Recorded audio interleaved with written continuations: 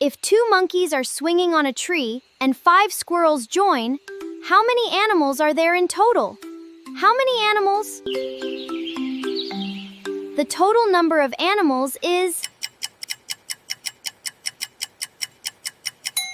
7. You guessed it right.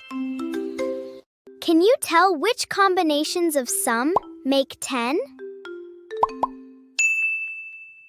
How many are there?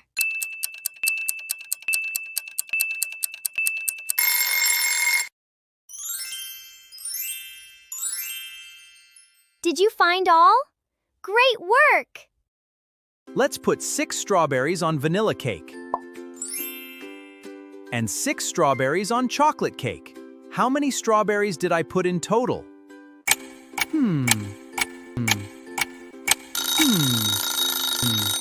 It's 12. Good job, you all. If I give 3 apples to my cat and 4 apples to my dog, how many apples do you think I gave away? Can you count? The answer is 7. You do! You did it!